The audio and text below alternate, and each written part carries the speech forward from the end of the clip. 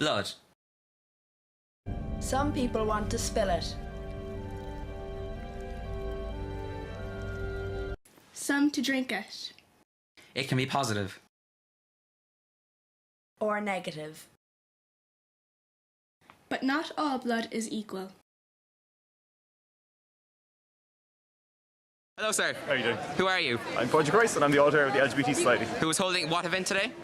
And we're doing LGBT Ally Week and we're doing a petition against the MSM blood ban. What is the MSM blood ban? The MSM blood ban is a ban for men who have sex with men on donating blood for a lifetime period. What would we prefer instead of a lifetime ban? We think that in light of the revised provisions in the UK that the Irish government should review the MSM blood ban and possibly look at maybe a 12-month deferral period like they do in the UK. Thank you, sir. But why is there a blood ban? It was determined that the AIDS epidemic was starting right in terms of about 1977, and so the FDA felt that if they took 1977 as a starting point and said that any male who had sex with another male even once since that time period would not be allowed to be a blood donor. In the 70s, When the AIDS epidemic began, The disease was first known as GRID. gay-related immune deficiency. nowadays we better understand AIDS and other STIs. HIV can be diagnosed after only 12 days using an NHE blood test. AIDS is no longer considered a gay disease. We searched through the Irish Blood Transfusion's website. To see what they had to say about the MSM blood ban in Ireland. We found the following page. The reasons listed led to this webpage. England recently changed from lifetime ban on MSMs donating blood. To a 1-year deferral. But some say it didn't go far enough. Any active MSM are still barred from giving blood. Wouldn't it be fairer if anyone wanting to donate blood were asked the same questions irrespective of their sexual orientation?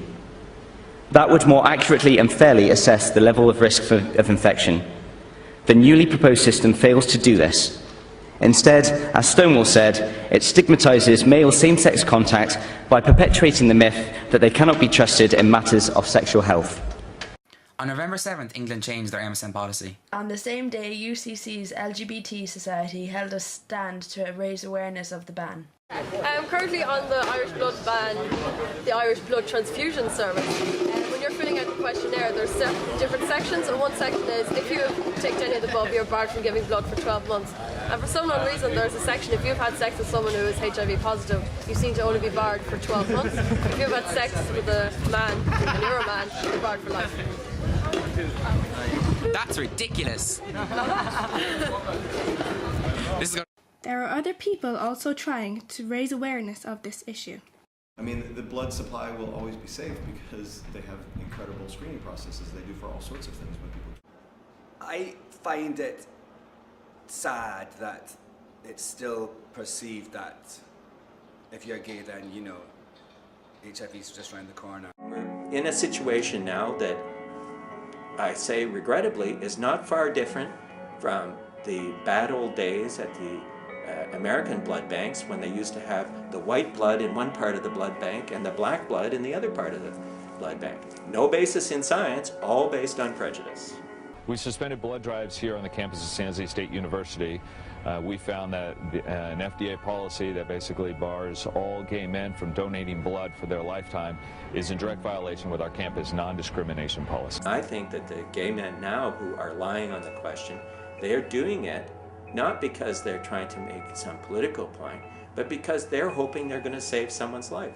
Over 3,000 blood donations are needed in Ireland every week. 1 in 4 of you will need a blood transfusion in your lifetime. One donation can help up to 3 hospital patients.